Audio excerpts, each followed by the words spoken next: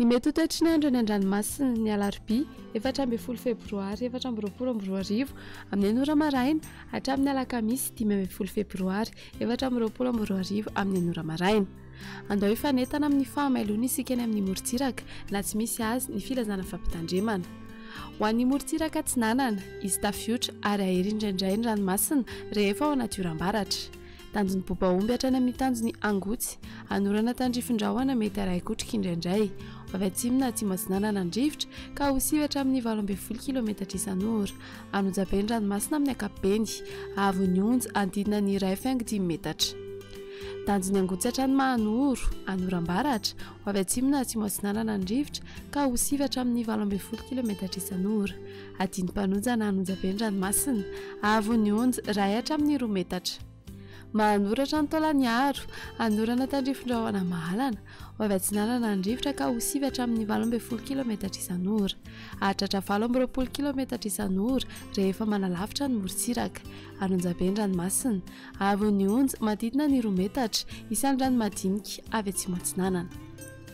Taolany aro hatrany amin'ny tanjony vohimena andrahoana mitsitokotokona ibalika ny masoandro avy atsinanana andrivotra ka ho sivatra amin'ny 12 kilometatra isan'ora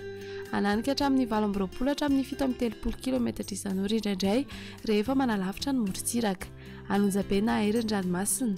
avy onja 2 hatramin'ny 3 metatra isan'ny rano avy atsimo atsinanana.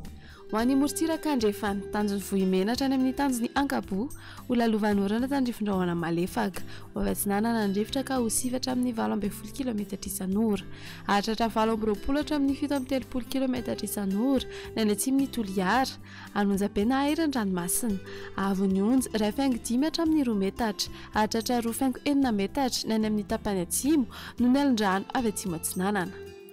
Tanjony ankabo hatrany amin'ny tanjony vilanandro anorana tandrifindrahoana mety araikotrika indraindray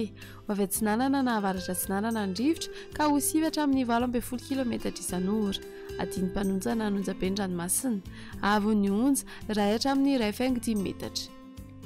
Tanjony vilanandro hatrany analalava anorambaratra avy atsinanana na avaratra atsinanana andrivotra ka ho sivatra amin'ny 12 kilometatra isan'ora adiny mpanonjana ranomasina anonjabe indraindray avy onja 8.5 hatramin'ny 1.5 metatra. Analalava hatrany amin'ny tanjony bobaomby anorambaratra avy avaratra amin'ny ankapobeny rivotra ka ho sivatra amin'ny 12 kilometatra isan'ora adiny mpanonjana ahery ny ranomasina avy onja 8.5 hatramin'ny 2 metatra hatratra 1.5 hatramin'ny 2 metatra ao anaty orambaratra.